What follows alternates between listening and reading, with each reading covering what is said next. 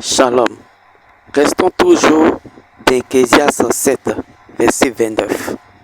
Frère, je me rappelle un jour, j'ai demandé au Seigneur, à l'Esprit, de m'aider à gérer mes finances. Vous voyez, il y a très longtemps. Et quand j'ai demandé cela à l'Esprit, il y a quelqu'un qui m'avait envoyé 10 000 francs alors que je n'avais rien. Et j'avais demandé à Dieu de m'aider à gérer.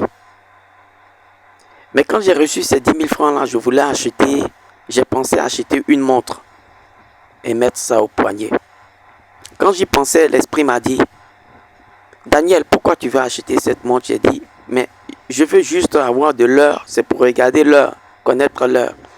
L'Esprit m'a dit, est-ce que ton portable que tu as ne te donne pas déjà l'heure? J'ai dit, oui, ça me donne l'heure, mais bon, avec la montre là, au truc au poignet, c'est encore plus rapide. J'ai voulu trouver des excuses. Et l'Esprit m'a dit, dis plutôt que tu veux te faire voir. Et l'Esprit m'a enseigné que c'est de là, de ces choses-là que viennent les difficultés de l'homme, frère.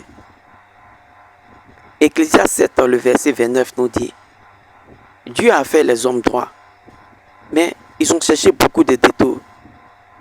C'est nous qui nous compliquons la vie, frère. Dieu nous a donné une femme. Des femmes, nous avons cherché les plus belles. Gros seins, grosses fesses.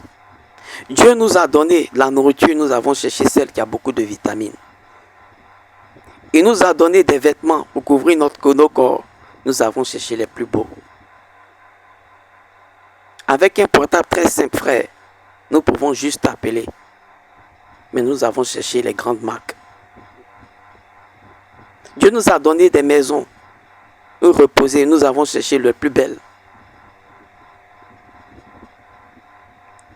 Dieu nous a toujours mis dans la simplicité. Nous avons cherché ce qui est compliqué. Je reste toujours dans Ecclésiaste 7, verset 29.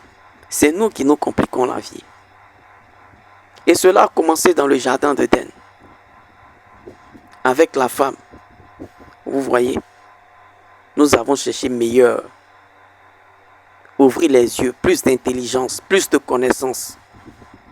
Nous avons oublié que il n'y a pas plus meilleur vivant que celui qui a la vie de Dieu, qui a été fait à l'image de Dieu, qui vit comme Dieu. Nous étions déjà dans le meilleur. Il n'y a rien après Dieu, rien.